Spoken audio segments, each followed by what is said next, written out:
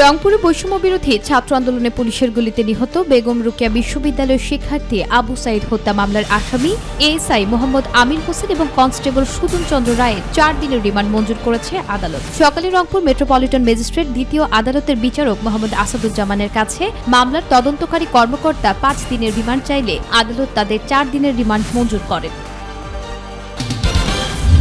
শিক্ষার্থীদের আন্দোলনে গত 18 জুলাই পুলিশের গুলিতে রেসিডেন্সিয়াল মডেল কলেজের ছাত্র ফারহান ফাইয়াজ হত্যার ঘটনায় শেখ হাসিনা সহ 34 জনের বিরুদ্ধে হত্যা গণহত্যার অভিযোগ দায়ের করা হয়েছে। দুপুরে ফারহানের বাবা শহীদুল ইসলাম ভূঁইয়া আন্তর্জাতিক অপরাধ ট্রাইব্যুনালের তদন্ত সংস্থায় এ অভিযোগ দাখিল করেন। মামলার অন্য আসামিরা হলেন ওবায়দুল কাদের, আনিসুল হক সহ 34 জন।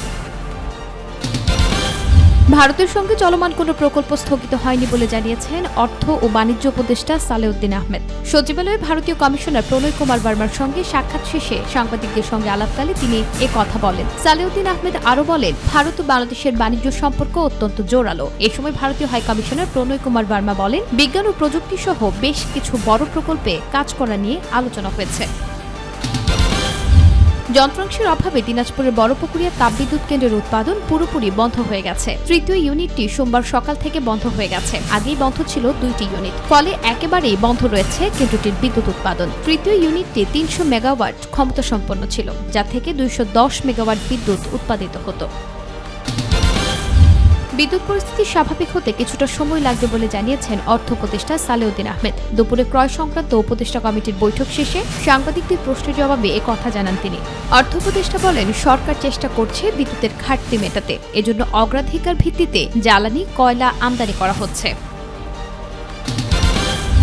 ছাত্র জনতার আত্মত্যাগের মাধ্যমে ফ্যাসিস্ট আওয়ামী লীগের বিদায় হয়েছে, কিন্তু সংস্কার কাজের অগ্রগতি আশাব্যঞ্জক নয় বলে মন্তব্য করেছেন এলডিপি সভাপতি কর্নেল অবসরপ্রাপ্ত অলি আহমদ। সকালে মগবাজারে এক সংবাদ সম্মেলনে কথা বলেন অলি আহমদ। তিনি জানান, দেশে এখনও অনেক ক্ষেত্রে বিশৃঙ্খল অবস্থা দেখা যাচ্ছে। হুজুগের বশে কিছু করলে তা এই গণ অভ্যুত্থানের জন্য সুফল আনবে না বলেও জানান তিনি। নির্বাচন কমিশন হাইকোর্টের রায়ের বিরুদ্ধে আপিল তুলে নেয় রাজনৈতিক দল হিসেবে গণসংহতি আন্দোলনকে নিবন্ধন দিতে কোনো আইনি বাধা নেই, জানিয়েছেন দলটির আইনজীবী ব্যারিস্টার জ্যোতির্ময় বড়ুয়া। এই সময় গণসংহতি আন্দোলনের প্রধান সমন্বয়ক জোনায়েদ সাকি বলেন, হাইকোর্টের রায় থাকা সত্ত্বেও এতদিন নিবন্ধন না দেওয়ার পেছনে আওয়ামী কর্তৃত্ববাদী সরকারের অসৎ উদ্দেশ্য ছিল।